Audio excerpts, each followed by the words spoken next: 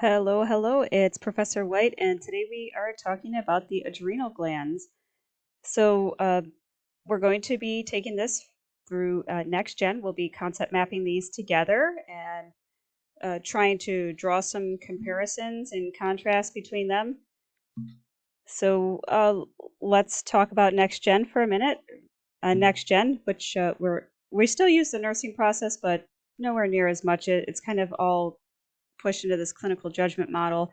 But we recognize and analyze cues, which is assessing patterns, reviewing the chart, assessing the patient, considering the patient and their values, being able to decipher relevant from irrelevant information, right? We need to pick out what's important, what isn't. Analyze is more clinically oriented, but we're looking, are there patterns? Do we have enough data? Do we need more? How do we get that data? Prioritizing hypothesis, which is the possibilities, the priorities, the most pressing issues that the patient is experiencing, the risks that may be related to the solution, and risks if we don't fix anything. Generating solutions is planning, and that's the goals and outcomes. And then taking action, including evaluation, is the implementation of the plan. Those skills, procedures, collaborations, teachings, ethical considerations that we do to help the patient meet their goals. And of course, medications to know. So today we are going to talk about the adrenal glands. So as we know, the adrenals, they sit atop our little buddy beans, and we have a right and left adrenal gland.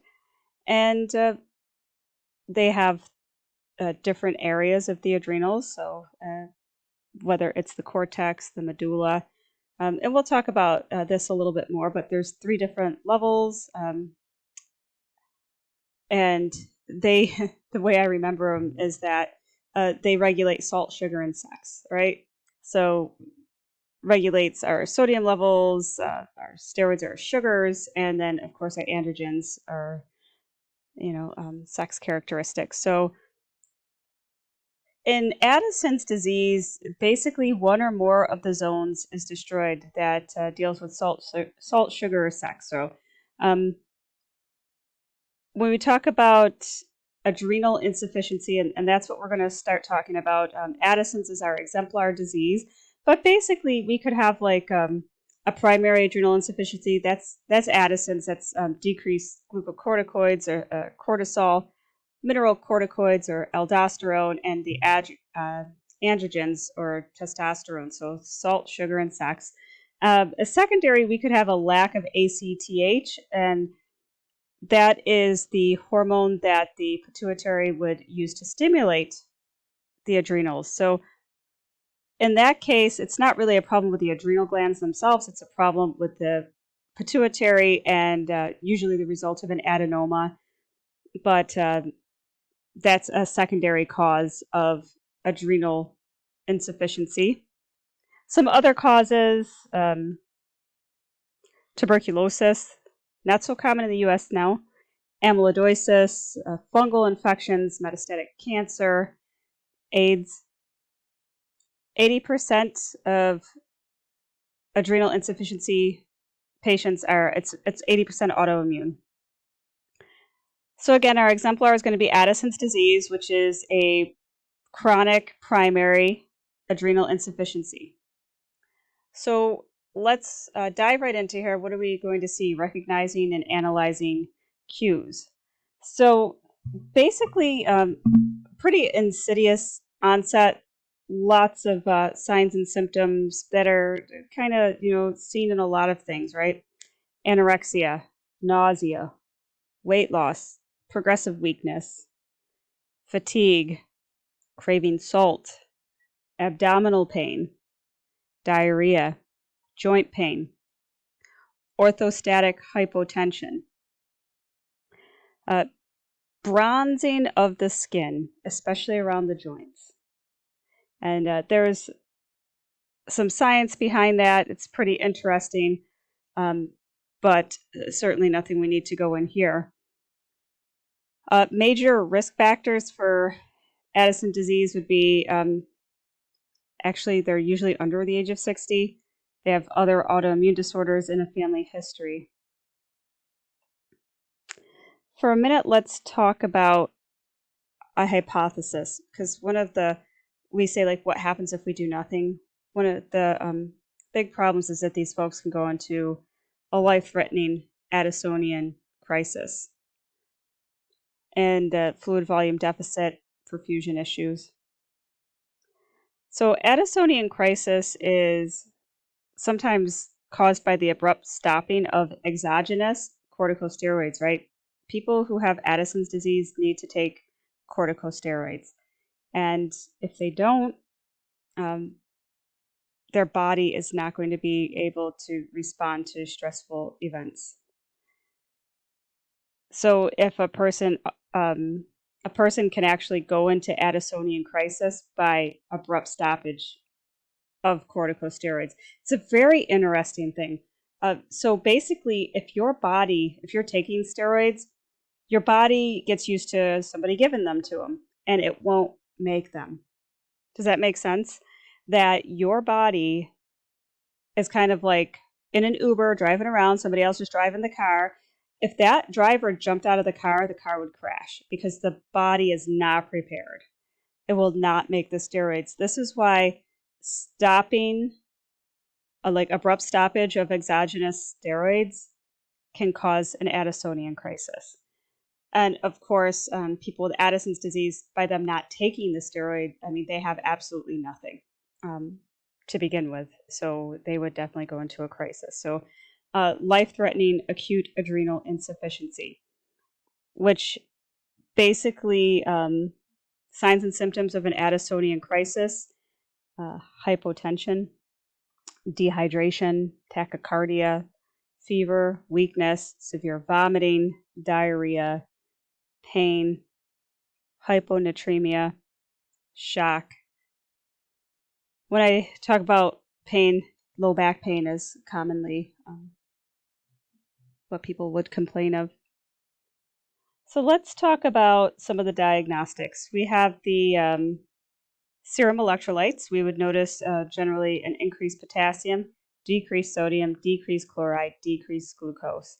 If you check their cortisol levels, they're decreased. ACTH could be tested. Cortisol. When we draw somebody's cortisol, we want to draw their lab in the morning when the levels are the highest. And if we're checking a urine cortisol level, it's a 24-hour urine. So make sure you're on the up and up on how to get a 24-hour urine from a patient. And avoiding stressful situations during the test. And take a look in your book and read a little bit more on that. But basically, we can test the cortisol. The CBC might show that they're anemic. They might have an increased BUN. Might have the ECG changes, or so cardiac changes. And then we have the ACTH stimulation test. So ACTH, if you remember, that's what it helps us differentiate this test, whether it's a primary or secondary issue. Basically, we get baseline levels of cortisol and ACTH, and then we give them an injection of synthetic ACTH, and then we check their labs 30 minutes and 60 minutes after. We expect, if we give them adrenocorticotropin stimulating stuff, that their cortisol will increase. So we want an elevated blood cortisol level. If it doesn't, which means like we gave it the signal, hey, you need to have some release of cortisol. If there's little or no increase, then it's Addison's. And if the ACTH is high, it's primary adrenal insufficiency. So if we have an abnormal ACTH test, the next is the CRH stimulation test. So again, they're using synthetic CRH, drawing the labs 30 and 60 minutes. If they have an ACTH and no cortisol, so when I say CRH is cortisol releasing hormone, then it's Addison's. So basically just testing to see why the person has adrenal insufficiency, asking, is it the adrenals or is it a lack of ACTH? So again, complications fluid volume deficit perfusion, we are always looking for the Addisonian crisis, which can lead to vascular collapse. So what's the solution? What are we looking for? We want to maintain homeostasis, right? We want to be able to keep the sodium, the fluid volume, and the salt and the cortisol. We want those all within normal limits. So how do we get them there? The answer is lifelong hormone therapy. Lifelong. If the person has adrenal insufficiency, they are not going to make their own glucocorticoids, mineralocorticoids, androgens. So we would have to replace all of those. They all have side effects, and we'll have to help the patient deal with those side effects. We want to keep an eye on our patient's vital signs and neurologic status. We want to weigh them daily because remember, an issue is a fluid volume deficit. Intakes and outputs. If a person has an Addisonian crisis, they may actually require a Foley catheter. We want to really be checking their vitals, blood pressure, pulse ox, electrolytes, glucose levels. We want to monitor for Cushing's disease. Remember, the opposite of Addison's is sort of Cushing's, I guess you would say, like if one's like an insufficiency, one's an overprotection. So Cushing's disease. So if we're giving them steroids, we can cause the opposite problem, kind of swing the pendulum too far the other way. We want to do a lot of patient teaching with these patients, right? They need to wear a medical ID bracelet. These folks need emergency kits with hydrocortisone. Just like somebody who might get stung by a bee and need epinephrine, these folks need hydrocortisone. If they start to go into an Addisonian crisis, they will give themselves cortisone. I am just like somebody with an epi kit. Folks might need cardiac monitors. Now, if somebody's in an Addisonian crisis, we need to go into shock management. These folks need ICU level of care, vitals every 15, high dose hydrocortisone, normal saline, or 5% dextrose, so usually D5 normal saline. We need to give them a low stimulation environment. And then part of our patient teaching is, again, not to stop any meds abruptly at all. And the person should be taking steroids routinely and then as needed, right? If they're in a stressful situation, when I say stressful, not like, oh, I have a new job, like anything that's going to stress the body at all, then they would need to take additional doses of hydrocortisone. We generally do encourage them to have an increased salt diet.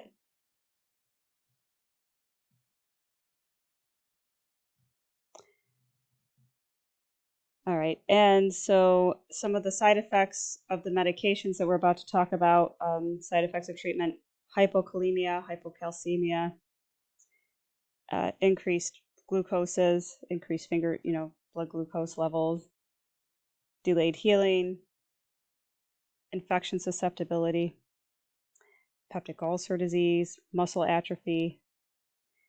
Giving somebody steroids, they could end up with like a moon face, truncal obesity, osteoporosis, right? Those are signs that are consistent with Cushing's. So here are the medications that you need to know. Hydrocortisone.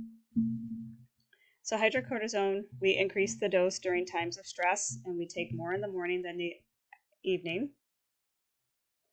So that takes care of the cortisol. Fludrocortisone is aldosterone. Glucocorticoids, the hydrocortisone, we take in divided doses. Mineralocorticoids, take those in the morning, so fludrocortisone in the morning. And if they need it, testosterone is the androgen. So hopefully you got a picture of Addison's disease. I know we've talked about it for a little bit now. One of the most famous people with Addison's disease is, or was, JFK. How he had that, sort of bronze, healthy looking to him, right? But he wasn't really so healthy at all. And it's a just very interesting disease. All right, so we're going to be moving along to the opposite of Addison's, which is Cushing's. So Cushing syndrome is excess corticosteroids. So how does somebody get excess corticosteroids? Well, first of all, they could have an adrenal tumor. But more often than not, it's exogenous steroids. So somebody is taking steroids for something else. And there are so many things we take steroids for, especially long-term steroids. Could be COPD, could be lupus, it could be rheumatoid arthritis, it could be all sorts of autoimmune things. We take steroids. So recognizing and analyzing the cues. So some of the risk factors would be a patient who is on steroids to begin with, right? Somebody who has an ACTH stimulating pituitary adenoma. Talked about that, right? So pituitary, or they could have an adrenal tumor itself. Clinical manifestations, pretty textbook here. Purple striae, thinning hair, centralized weight gain, so they have like this truncal obesity. Hirsutism, or excess facial hair, hair growing where it shouldn't be. Periorbital edema, moon face, also called facial fullness. Sometimes you'll see it as facial fullness. Muscle wasting, osteoporosis, a buffalo hump, hypertension. They might have some psychiatric features, overdevelopment of the sex characteristics. It's like females may have interruptions in their menses. They may have amenorrhea. So relevant diagnostics, right? We're checking the cortisol levels. A normal cortisol level is 5 to 23 micrograms per deciliter. So for these folks, it is elevated. How do we know it's elevated? We check a 24-hour urine sample. And for them, it's generally greater than 100 micrograms in 24 hours. If we check their urinalysis, they might have calcium and glucose in their urine. They might have hypokalemia and alkalosis.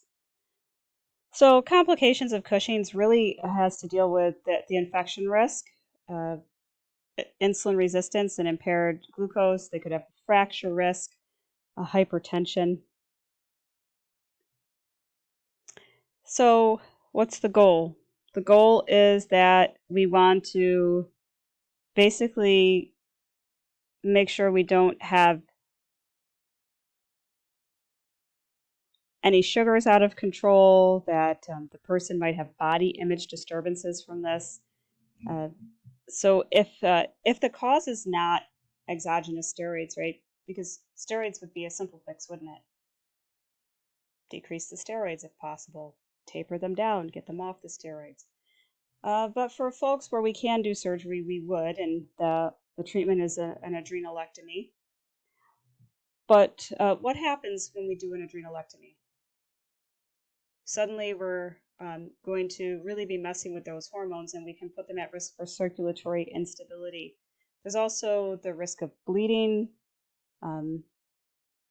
We have to monitor them for acute adrenal insufficiency following surgery, and that would look like vomiting, weakness, painful joints, pruritus, peeling skin, severe emotional problems, right? All of those tell us that the adrenals are acutely insufficient. So we do give steroids for several days after surgery. We give them IV. We check their morning urines for cortisol and keep them on bed rest until the blood pressure is stabilized. Basically, we need to monitor and balance the fluid and electrolytes using IV fluids and steroids. And monitor their blood pressure carefully, right? If a blood pressure is low following an adrenalectomy, it could mean that they don't have enough corticosteroids. So it might not always be a fluid balance issue, not necessarily. It could be the corticosteroid. And these folks will generally need lifetime hormone replacement therapy if we do complete adrenalectomies, right? Because now we put them just like the Addison's patient. They will not be able to have it.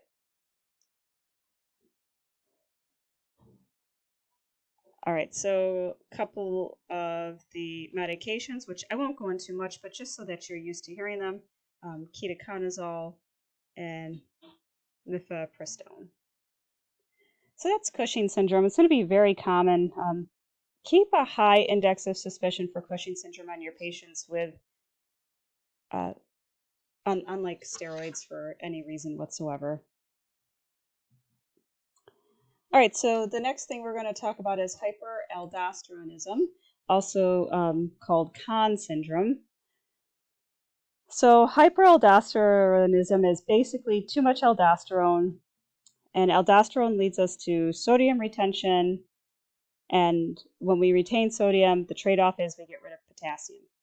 So too much sodium retained, too much potassium given away, and then our hydrogen is excreted as well. So it could be primary or secondary. Primary is that it's just increased aldosterone. It could be related to basically adrenal hyperplasia, at which point it's both the adrenal glands are larger, and so they're just making the aldosterone, versus Conn syndrome, which is related to basically a tumor. So Conn syndrome is a tumor. So clinical manifestation. So definitely increased aldosterone, hypokalemia, and hypokalemia will lead us to symptoms of hypokalemia: muscle weakness, numbness, cardiac changes, increased sodium, metabolic alkalosis, so nausea, vomiting, abdominal pain. If we have too much fluid volume, which the aldosterone tells us to hold on to the sodium, hold on to the fluid, then the person often presents with hypertension, especially diastolic hypertension. And it's interesting because it is treatment-resistant hypertension. But the body's always seeking to have balance, so they end up really without a lot of edema because of the increased urine output. So frequent urination, muscle cramps, fatigue, right? Those are some of the common things. So most common patient that you're going to see, if you were to talk about like Conn syndrome, would be a patient who's female, they're under 50, they're hypertensive, decreased potassium, increased aldosterone. So that helps us with the relevant diagnostics as well, which is checking their serum potassium, checking their aldosterone, plasma 18, HCT level, and then CT and MRI. So when we do the CT, MRIs, what we're doing is we're looking for the cause. We want to know, is it bilateral adrenal hyperplasia or is it Conn syndrome? Because the difference is really in the treatment. Surgery is an option for Conn syndrome, for unilateral primary aldosteronism, but not so much for hyperplasia. All right, so let's generate solutions, take action. What do we want? We want the serum potassium to be normalized. We want the fluid volume to be normalized. We want the person not to be hypertensive. So how do we do this? We would often, for Conn syndrome, an adrenalectomy. And we just talked about the care of a patient after an adrenalectomy, so I want you to go back and listen to that if you have concerns. We often treat the person with potassium-sparing diuretics. We treat the hypertension. The person would need potassium replacement, sodium restrictions. For a hyperplasia, right, when we can't actually do surgery, then what do? We give them the potassium-sparing diuretic, calcium channel blockers for their blood pressure, and then dexamethasone. Dexamethasone would help us decrease the hyperplasia. So major medication to know would be spironolactone, and that shouldn't be a new med, but one that you probably haven't thought about in a while. So spironolactone affects aldosterone. So bear that in mind when we're doing some of these tests for working the patient up, that if they're on spironolactone. All right, so that's hyperaldosteronism. Really, it's a problem of salt and water balance at the end of the day, and potassium because of what the aldosterone does. All right, and the last thing we're going to talk about in this section, I know it's a little bit of a long video, but is pheochromocytoma. Pheochromocytoma is pretty rare. Basically, it's too many catecholamines. Pheochromocytoma. I was speaking with a doctor that I know pretty well about pheochromocytoma, and the doctor had told me that one of the problems with pheochromocytoma is the time to diagnosis. That a person can be living with this for several years before they realize it's pheochromocytoma. They basically come into the ER, they have pretty specific complaints, and we end up treating the patient with anxiety medication instead of looking to see that they could actually have pheochromocytoma. So too many catecholamines. Anybody ever have too many catecholamines? Have you ever felt it? Like when you're about ready to take a test, that nervous fight or flight, right? Catecholamines, it's epinephrine, norepinephrine. Well, in pheochromocytoma, we basically have these rushes where the body is releasing too many catecholamines, which leads to severe hypertension with a pounding headache and sweating. The exemplar person is usually young to middle age. They're tachycardic, they may have PVCs, profuse sweatings. And these attacks can last minutes to hours, right? And stress and physical activity can precede this. So doesn't it make sense that you're feeling stressed out, you end up with heart palpitations, and you end up, the person ends up in the ER, it kind of gets better, they say they have anxiety. This is why it's such a problem. Lumbar and flank pain. And then some risk factors, multiple endocrine neoplasia. So what are some relevant diagnostics? 24-hour urine to check for catecholamines, the CT and MRI, looking for a tumor. If it's a malignant tumor, remember these things can metastasize. There's something called metanephrine or norepinephrine test. This looks for breakdown products of catecholamines. All right, so prioritizing the hypothesis. So what can happen? Well, they can go into multiple organ dysfunction syndrome. Constantly having hypertension and increased sympathetic nervous system activity can lead to cardiomyopathy, which can lead to a heart attack. Person can suffer a stroke, not only hemorrhagic, but could be ischemic. They could suffer retinal damage. All right, so generating solutions and taking action. So what do we need to do here? Or not do? Do not palpate the abdomen of somebody with pheochromocytoma, because that can lead to a release of catecholamines.